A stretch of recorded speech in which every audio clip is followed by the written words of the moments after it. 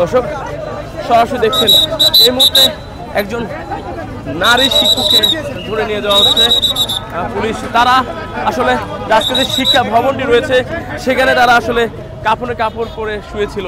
এক পর্যায়ে এই পরিস্থিতি নিয়ন্ত্রণে নিতে পুলিশ এই মুহূর্তে এই নারী শিক্ষককে ধরে নিয়ে যাচ্ছেন। দর্শক যেমনটি দেখছি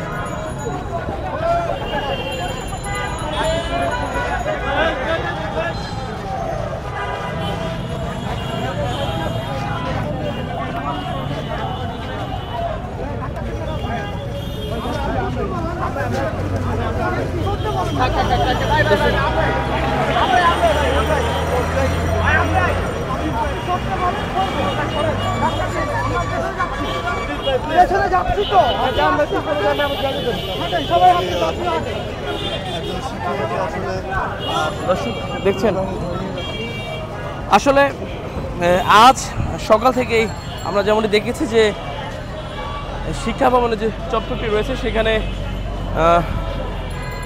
কিছু সংখ্যক শিক্ষক যারা এমপিভুক্ত দাবিতে তারা এই সড়কটি বন্ধ করে দেয় এবং সড়কে শুয়ে পড়েন এবং সড়ক থেকে আপনাদের কারণে ওনাকে সামনে নিয়ে যাচ্ছে না, বিভিন্নভাবে ব্যথা পাচ্ছে।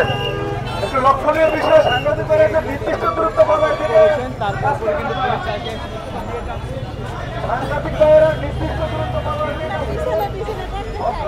কিন্তু থাকতে পারছে না ভালোভাবে।